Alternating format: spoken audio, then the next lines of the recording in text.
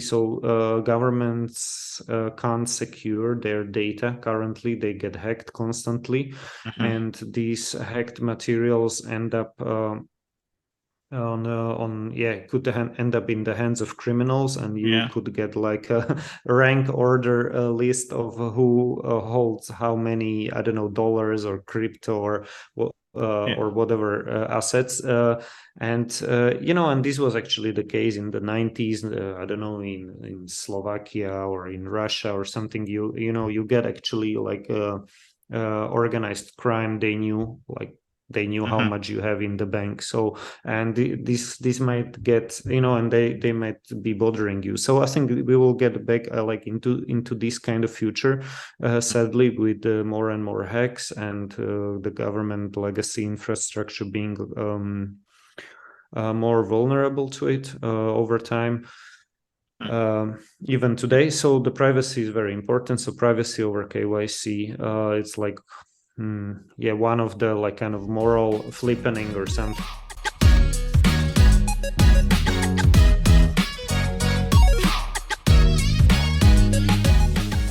Hello, welcome back to Mtambo Desk podcast. My name is Jakub Mtambo, and the following is a conversation with Jakub Simek, a co-founder of Se2 and an author of Wisdom Enterprising.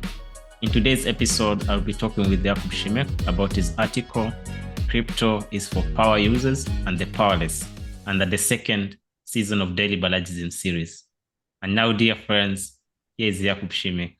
Jakub, thank you for joining me again and always at Mtambo Desk podcast. Hi, Diego. It's a pleasure to hear you and to see you. And I'm happy that we are doing this second season again together. Well, so let's start with the quote from Václav Havel, who talked about the power of the powerless. What do you think about this statement, and how does it relate to Balaji Srinivasan's work?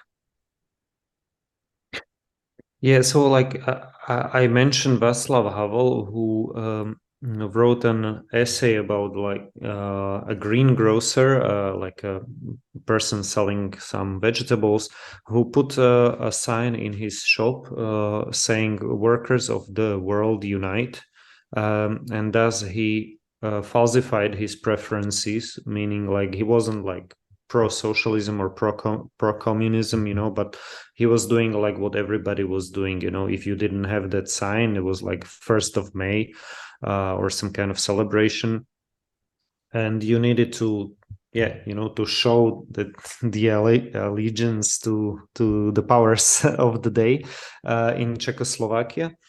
So it's like, he talks in this essay about the power of the powerless.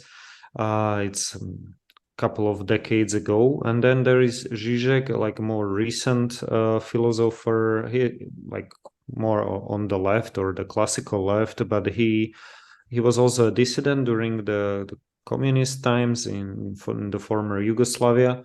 And he talks about the kind of attitude that he calls like I would prefer not to attitude, like I would prefer not to, I don't know, do this or that. And it can be called like some kind of internal exit, like from the system. So Václav Havel called about or talked about something what Timur Kuran calls a falsification of preferences. And Timur Kuran is like a Turkish economist, and this he illustrates it actually with Czechoslovakia. Before 1989, before the Velvet Revolution, there were not so many dissidents, and a few months after that, after the revolution, there were not so many communists. So there was some journalist like from the US. He came and he wanted to get some communists for interview, like how do they feel about the changes, and he couldn't find any, which is funny, Wow. Because it's like within a week, you can see the change, like from not so many dissidents to like not so many communists, like with Balaji's prediction that the Bitcoin maximalism is like the the most underrated movement. You know, like it's like almost nobody knows it, and it's like very important movement. And he has a prediction that over some years or months, you never know in these days, they will the Bitcoin maximalism will take over like the Republican political party or the movement, in the same way as Democrats were taken over by the woke, the wokes, or the woke phenomenon.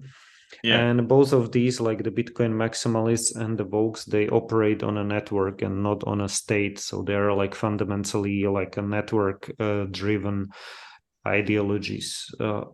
Yeah, because Balaji has these like three leviathans of God, state, and a network, and you can have various hybrids between them, or like some kind of synthesis between them. And yeah, so the network state, like his book, is like one of these kind of hybrids or synthesis. But yeah, but these movements, like the wokes or the or the Bitcoin maximalists, they work on a network. So today we could like propose some kind of poster or a sign that the greengrocer from Václav Havel's story about the power of the powerless. It could be something like not the workers of the world unite, but wokes of the world unite. You know, so That's a it's nice like one. yeah, you just like want to be. You want to be synced with the times, and you want to like praise the powers of the day.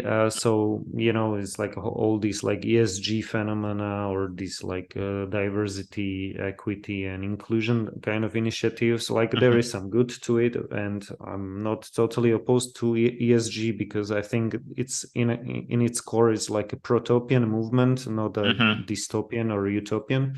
It's like getting better every year. You know, like saving a bit more energy, like as a company every year. So I'm not so critical, but like yeah, there are some variants, like the World Economic Forum kind of variants, and they don't get a good reputation. So yeah, there is a lot of good criticism of this movement. Or this phenomena like ESG and corporate social responsibility before.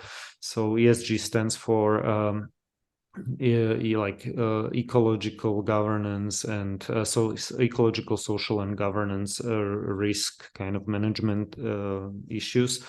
So yeah, it's like a triple bottom line, whatever. But yeah, okay, the wokes of the world unite. So it's a good idea here, or just like a metaphor.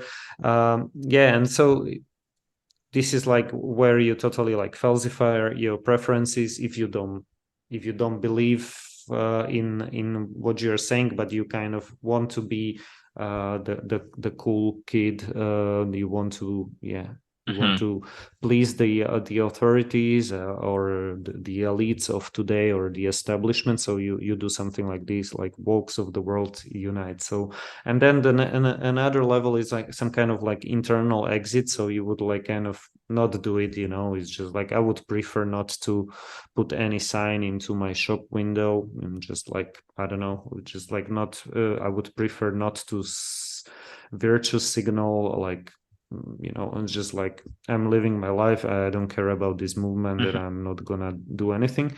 And the third level, something like I think that Balaji kind of tries to do, and it's actually an actual exit, and it's not just like some internal exit, like from the system on some kind of symbolic level, but like an actual exit. And this exit is possible by technological innovations and also by moral innovations. So you know, like reframing some kind of issues. Like in the article, I mentioned that, for example, he has a kind of radical view on charity. So he thinks like the true charity is investment, because you know, it accelerates both the recipient of the investment and also the investor.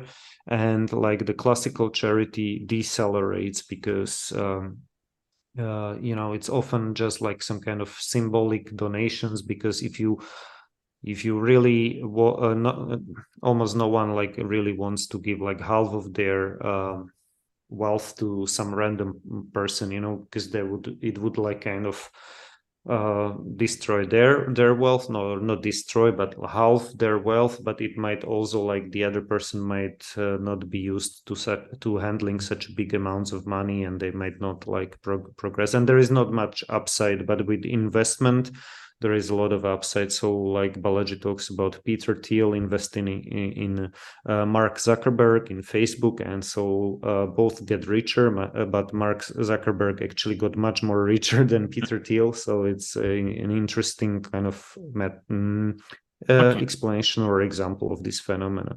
So it's like it's so, just to please go on.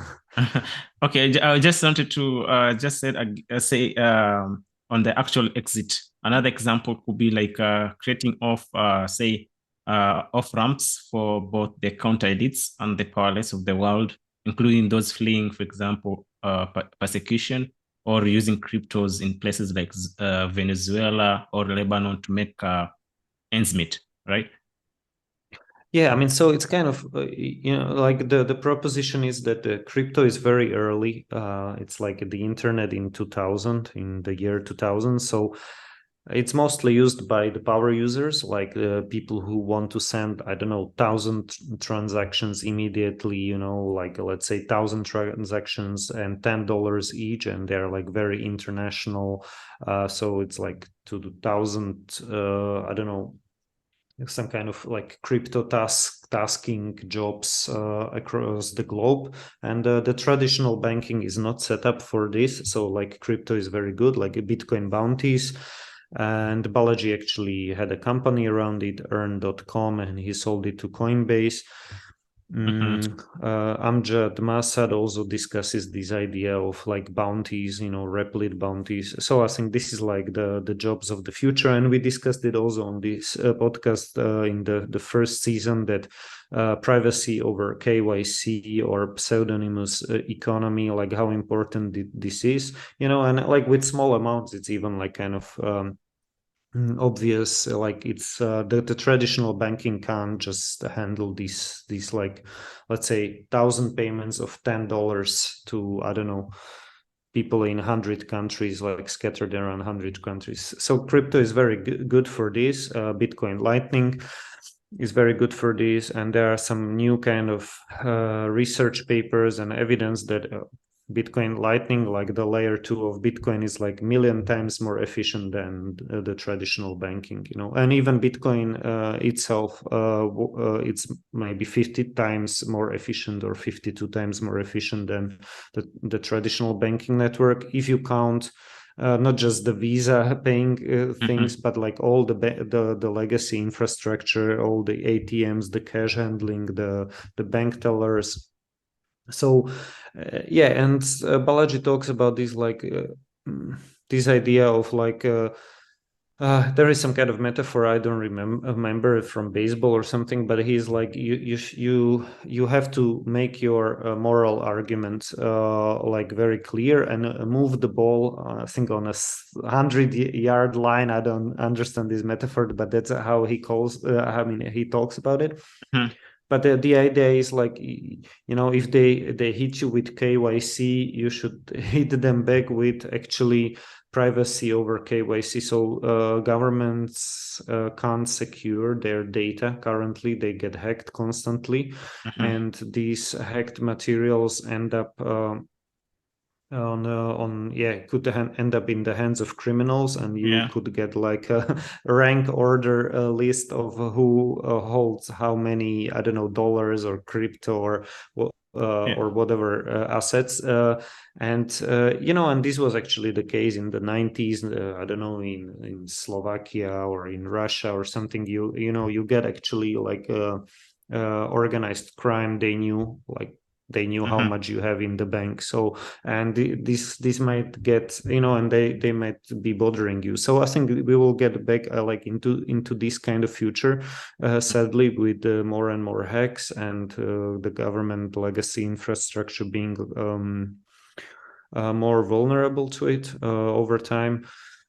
Even today. So the privacy is very important. So privacy over KYC, it's like one of the like kind of moral flippening or something, like you shouldn't just be scared to say, like what you think and what is, and to provide an actual logical argument, which is very difficult to refute because these hacks have happened of government systems. Yeah. And so privacy is important. And like currently the European Parliament actually proposed a limit on like of 1,000 euros for these like anonymous transactions, crypto transactions.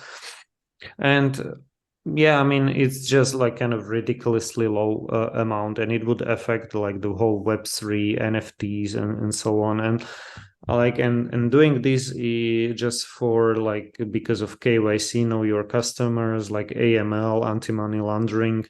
Well, I don't know. We are living in the internet era where many people want to become anonymous because or pseudonymous, better. That's better term. Like the pseudonymity is pretty normal in Web3 sector. You get people who work pseudonymously. Yeah. And actually, pseudonymity like protects you from discrimination. It's just total meritocracy.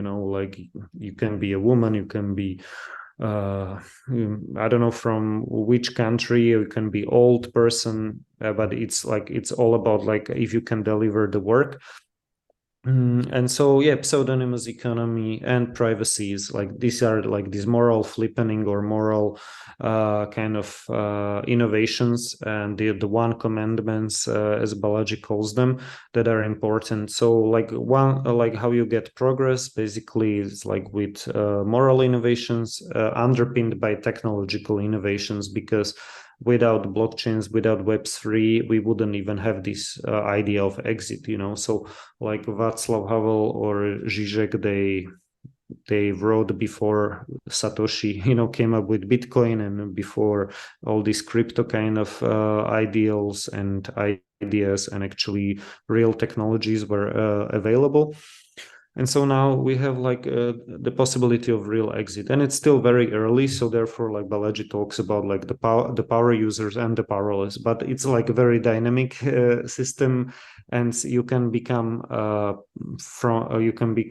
like someone like CZ, who is like the founder of Binance, who is at the same time a power user of money, but also a powerless, because he is disfavored by both the Chinese and the US establishment, and he's always kind of like on the run,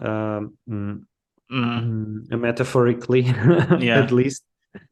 So, and you can find out that some people just might really become power users, like I don't know, download the wallets, not really power users, but in a way like not be just like a normie people, but they suddenly, I don't know, the money is gone, as Balaji says, and people get scared, so maybe they download some kind of Bitcoin Lightning wallets, and they receive, I don't know, 10 euros or 50 euros from their family members, just like to test it out, and suddenly now they are they are holding some BTC, and they become part of the crypto nation. Yeah, it's Yes. funny also, like on the side of comment on BTC, there's this tweet on Twitter, Elizabeth Warren, like people are saying that he's anti-crypto, but now Apple managed to put like to hide the white paper of Bitcoin white paper in every in every laptop, MacBook, I mean. And so it's funny. People are saying, are those Apple employees pro crypto or something? Or pro That's Bitcoin? crazy. Yeah. I saw it, but I didn't read much into it. I mean, it's cool. Yeah, there is another thing that I just like found out, like like just like a couple of days ago, and I just read about it. It's called Noster. I don't know if you follow it. It's like some kind of it's not a social media, but like some kind of protocol. I don't know. Some Bitcoin people like it. It's a company that Jack Dorsey invested in, and it's like some kind of like yeah, like a decentralized messaging kind of thing, where you can integrate easily with Bitcoin Lightning. So I want to check it out. I think it's like, it's a good times for these kind of apps. So yeah, Polkadot also patented another decentralized social media. So okay, they cool. want to support it. So yeah, and it's very it's very interesting. Moving on, Balaji makes a distinction between money rich and power rich. Maybe you can elaborate on this and how does it relate to also work on actual exit? Yeah, so like many people assume that if you are rich, you are also powerful. But Balaji makes this distinction between power rich and money rich. So like if you are Elon Musk, you are money rich. But also Elon had to leave California and San Francisco, and he left to Texas, meaning like he chose exit over voice or loyalty because he saw like you can't make any changes like political changes and edits to the current system. It's like totally kind of broken and corrupt. Over there in California, it's like one party state basically. Mm-hmm. And he was like basically uh, like some progressive local politicians chased him away, in a way, like there was like Elon Musk, and he wrote, like he replied on Twitter like message received, and then he moved out. And I think it's very important that he moves like as many of his businesses out of these kind of like blue states into red states, Mm-hmm. just to show that, okay, it's I mean, he's like part of this tech tribe, which could be called like a gray tribe. So it's not like a blue or red, it's like Mm-hmm. tech progressives. Okay, he might have some like conservative leanings, but as Balaji says, like if there is a picture of like SpaceX engineers, from Tesla, mostly they're like immigrants, and it's like not so many like American Southerners there, like doing Mm-hmm. engineering at SpaceX or at Tesla. So it's Yeah. like a different tribe, but like in the current US establishment, you will get, or the USA of today, you would get like more pro business, pro crypto, pro technology, and also like pro law enforcement energy within red states like Florida or Texas. And it's okay, now you get also like some anti-Bitcoin mining bill from Texas. So I think Balaji is also right, like maybe you should leave the US and move to Dubai if you have money to do it, Mm-hmm. or something, and you want to uh, or you see your future in crypto and you want to do some like crypto focused businesses. Probably being outside of the US is the best place. Probably some African countries as well, or El Salvador, in the near future. The EU, I'm also not so bullish on. So let's see. I don't know, like, Portugal and Hungary might be some like interesting places, but they're still within the EU. It might be like Gibraltar, I'm not sure. Like, yeah, some places probably that are like some small city states outside of the big system, probably Channel Islands. Yeah, I don't know. Yeah.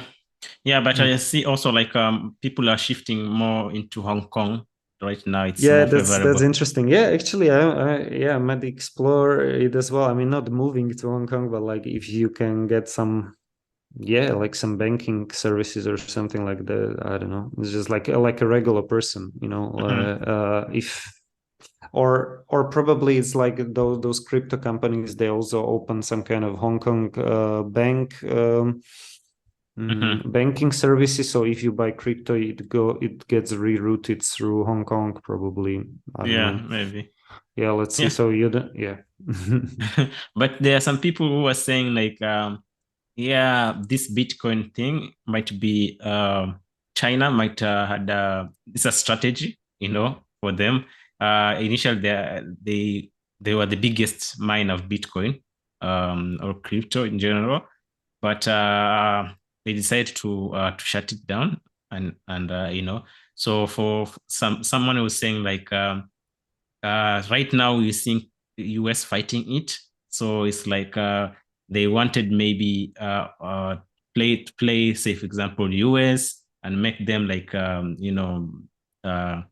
ban crypto, and then for them they are still buying it or holding it, because now we are seeing even US government is selling the crypto that they had they had stole from those guys who hacked, got this Bitcoin through hacking, So Okay. yeah, but now they're selling they're selling their Bitcoin. Previously, I think they sell some amount of their total Bitcoin, and yeah, and it's speculated that they are like uh, one of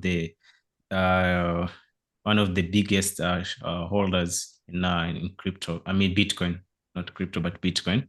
The You biggest mean holder like the share. Chinese? The No, no, no, Chinese. no, the US right now. But Mm-hmm. now there's a speculation. But now we are seeing even US government is selling is Bitcoin because of Elizabeth Warren and all that. Those who wants to fight Bitcoin and all that. So, but it's like a strategy for China. They wanted to ban it, maybe for other countries to see it's not a good thing.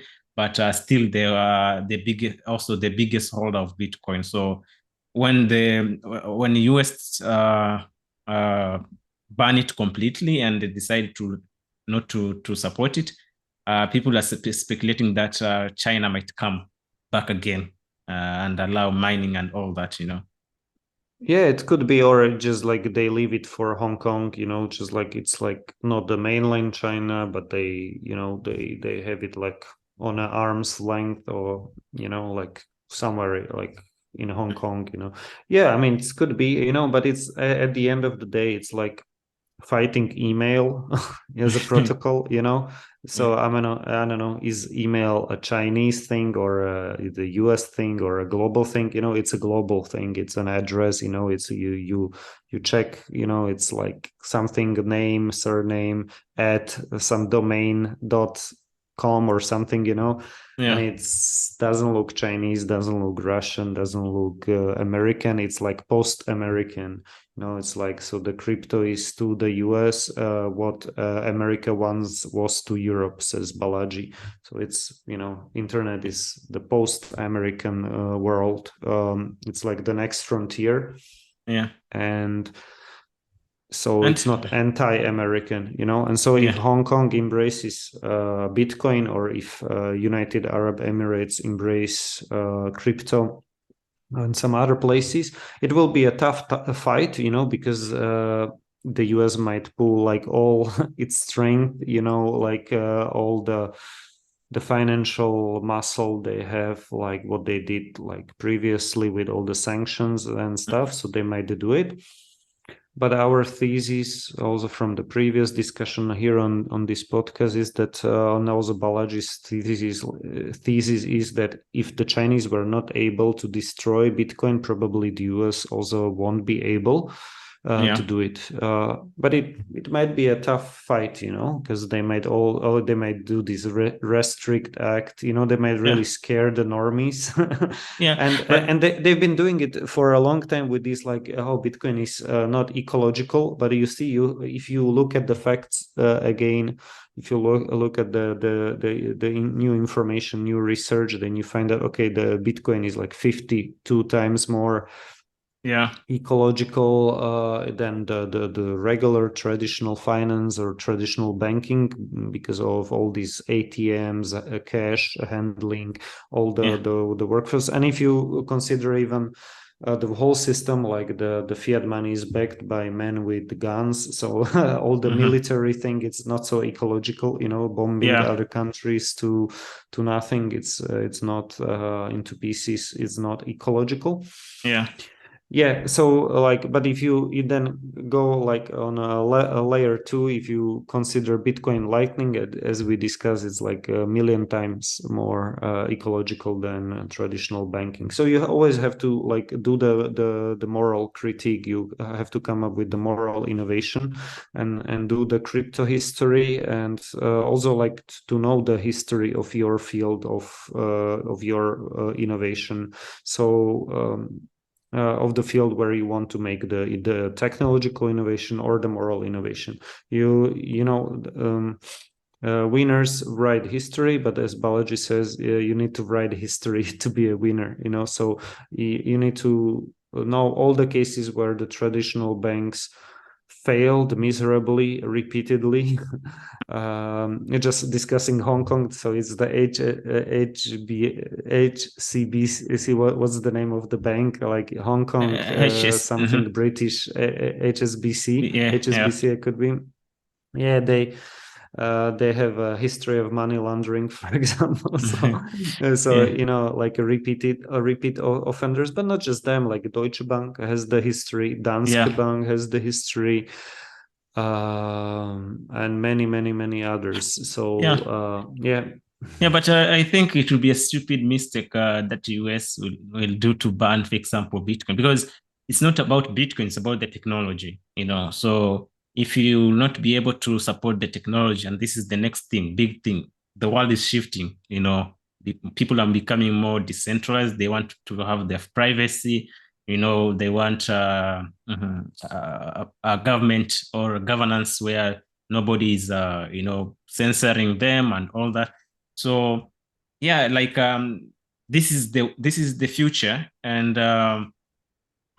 like seeing US banning this technology, it will be a very big mistake for them, because I'm very sure like China will embrace it. I'm very sure like Russia will embrace it, and now it will be now fight. The next fight will be like on the tech, you know, giants, and who can fight tech wise. It's not who can fight using men with guns, you know. So or nuclear, something like that. So even nuclear is more of technology applied there, you know. But yeah, so for me, I think like US with this also new bill of restrict, it's a big mistake. Yeah.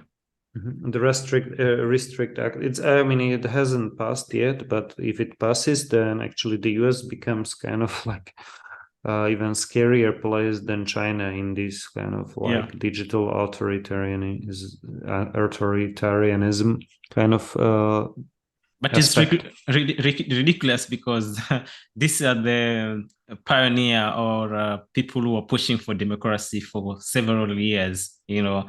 But Yeah. all of a sudden now they're shifting to become authoritarian, you know, more of a authoritarian and totalitarianism, you know, within, you know, a second. Yeah, I mean, but it's like very kind of leaky concept, like what is democracy and what is not. So Balaji has like kind of a rule of thumb or a heuristic. So it's like the democracy is what the Democratic Party says the democracy is, you know. So if you are unbanking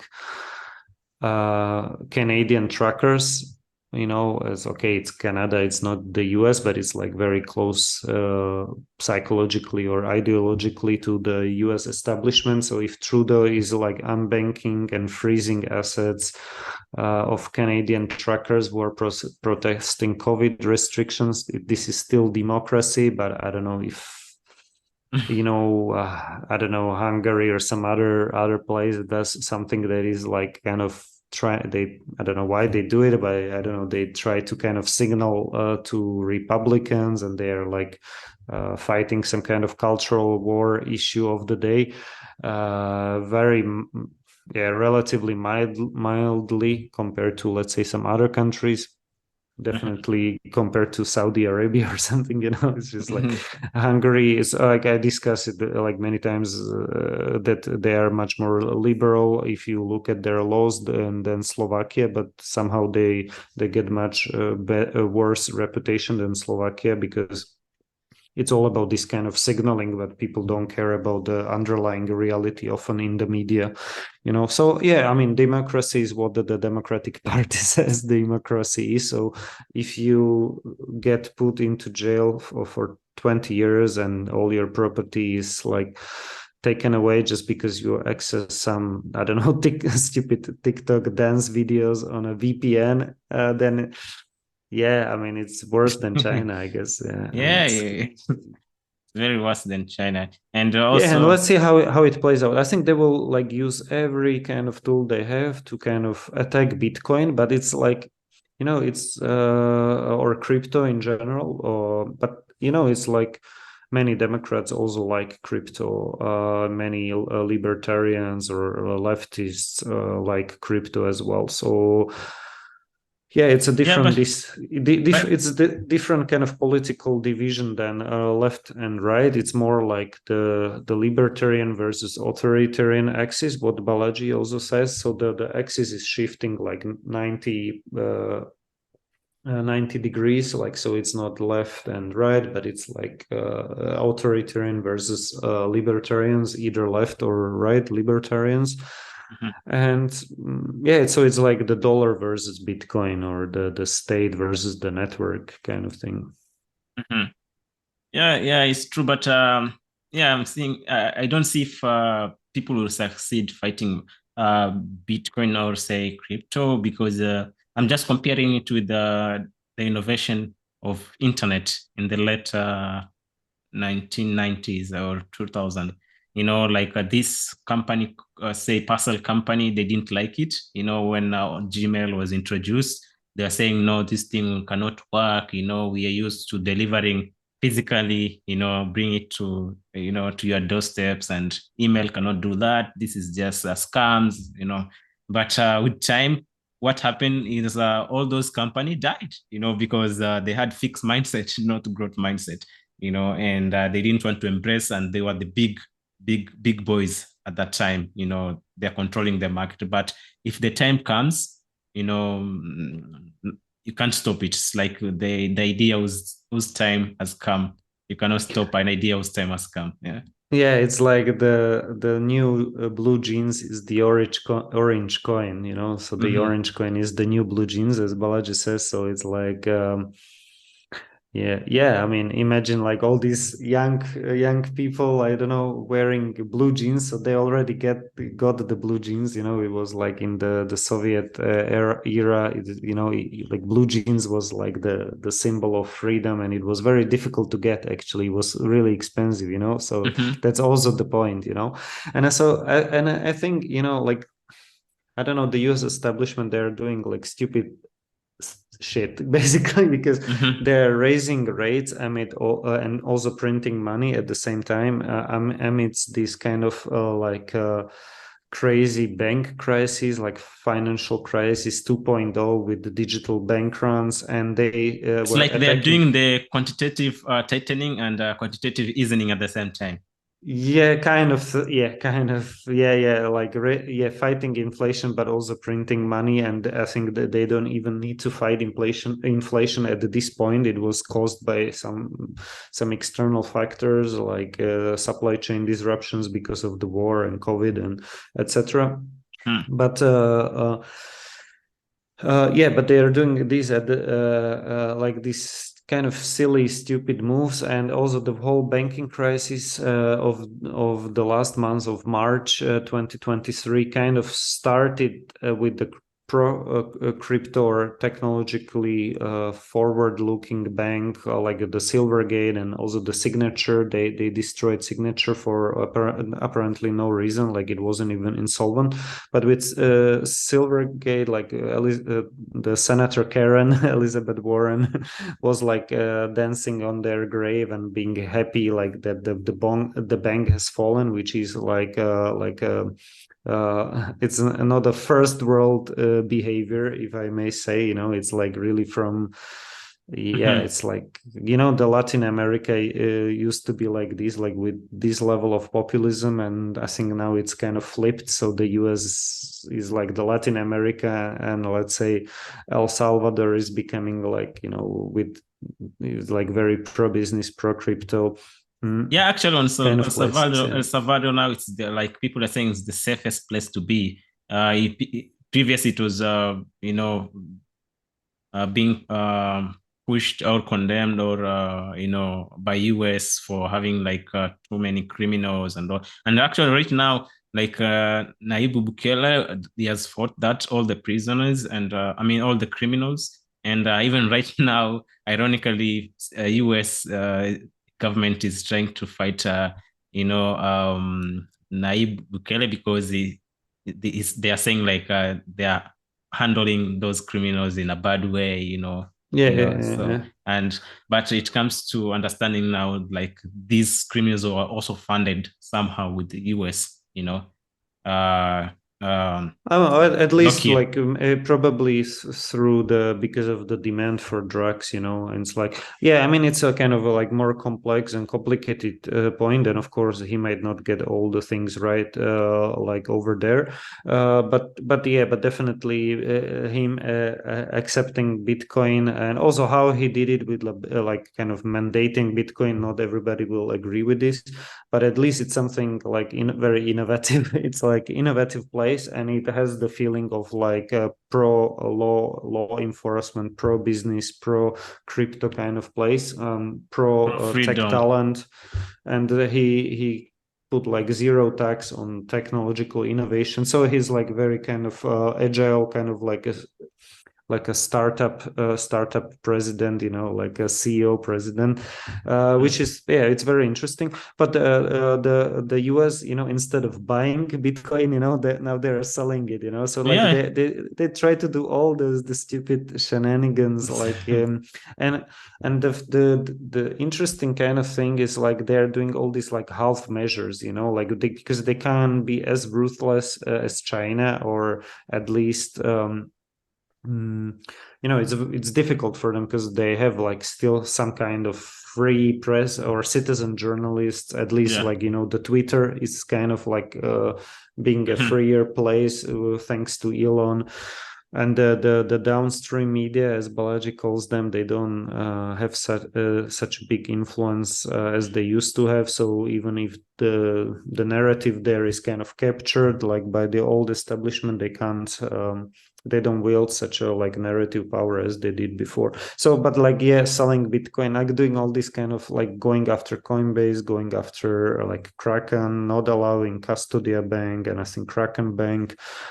They're kind of destroying the prosperity of their country, because like you want to jail people for using VPNs, so maybe then first you should like do something with the open drug kind of open drug places, like in drug usage places.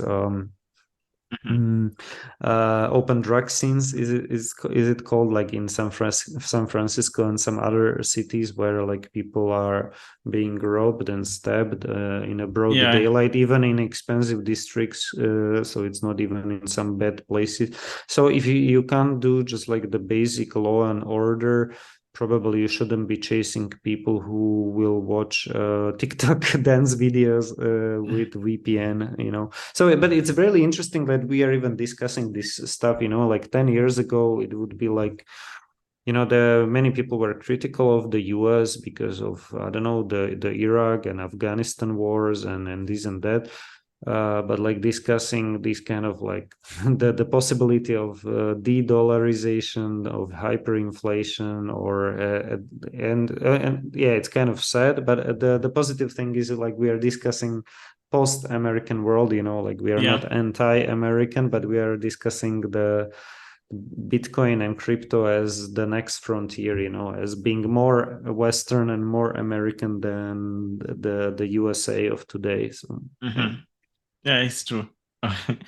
Yeah, so okay, let's see how it unfolds. But yeah, I see like Naib Bukele laughing last, like the saying that saying he laughs better who laughs last, because IMF were fighting him and all that, and right now the and banking he repaid crisis, and the he banking repaid some kind of loan, to IMF. yeah. So Yeah, he's good so I with his think he's good with his own loan. He's managing his country very well, and and he bought like he kept buying Bitcoin when it was still kind of like cheap, like 15,000 or 19,000. So I think, but he's doing it like how it should be done, like buying it in like small amounts over a longer period of time, holding it, and let's see how it will play. Like you can't predict the price, but you can predict the destination, like how the world is what's happening in the world today, and that the Bitcoin or crypto is like more robust than the current banking system, which is almost insolvent, like 80% insolvent or something, like just because of this recent like Fed rate hikes. Yeah, but okay, maybe just to wrap it up, like with the power users we discussed, it's like people like Balaji doing some crypto tasking, businesses like earn.com and selling it to Coinbase to become a CTO of Coinbase, working on USD coin, USDC, like which is like the second top stable coin or something like that. So these are like the power users. And then the powerless are people like in Venezuela and Lebanon, who are, I don't know, in Lebanon because of the inflation and this destruction of the banking system. They are using Tether. And in Venezuela, people were mining Bitcoin, just to survive and just to pay for some stuff. And these places were once like much richer. Venezuela was also quite rich. Lebanon was considered to be like the Switzerland of the Middle East. So. Yeah, also Balaji talks about like America being the new Argentina, which is like also kind of, like a country that was very rich once, and then it went kind of sideways, and it never recovered. And so you can think about Argentina, you can think about Venezuela, you can think about Lebanon as I think good examples of like the future that is here, but it's not evenly distributed. And I think, yeah, like people will get more of these, like as I don't know, it's like I think Curtis Yarvin, he says like, people thought that Iraq will look more like New Jersey, and it seems like the New Jersey is looking more like Iraq after 20 years. So yeah, I mean it's kind of a joke, but like also with San Francisco and like these the rates of crime there. Yeah, I mean it's kind of it's interesting because it's very complex. You have like very rich people, like I don't know, and then also like lots of homeless people. But the issue here is like, okay, why are we discussing America when I'm in Slovakia, Bratislava? You are in Voi, Kenya. Well, because it's like many of these phenomena, they kind of started in the US, or they started, I don't know, in Sweden or somewhere, or all around the places, like this great awakening. But they get amplified by the US a lot because everybody watches Hollywood movies, everybody follows like what's happening with some drama around Elon Musk or BLM, protests were all around the world. So the US is still kind of like a cultural hegemon, sorry. And so we are discussing these issues because of, it affects us all around the world. And it will be like exported or imported all around the world. So like, yeah, if the US catches a cold, or sorry, if the US sneezes, everybody catches a cold. So of course it affects us.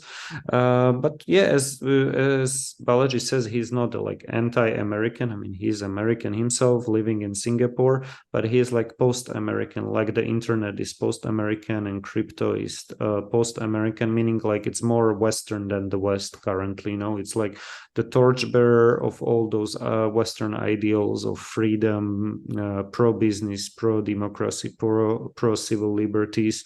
So yeah, we believe in decentralization or smart re-centralization and smart regulators like Uber and Lyft versus taxi medallions. Yeah, so yeah, I think this is and maybe just to conclude, like, yeah, so we have the powerless, like in Venezuela using Bitcoin, or in Lebanon we have the power users like Balaji using crypto, or financing many crypto projects.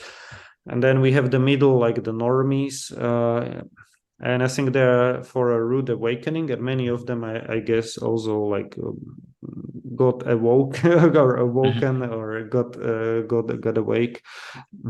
because of this current banking crisis 2.0 or financial crisis 2.0. So we hope more people will get into Bitcoin. So buy Bitcoin, get it off exchanges, and move to a crypto-friendly jurisdiction, as Balaji says.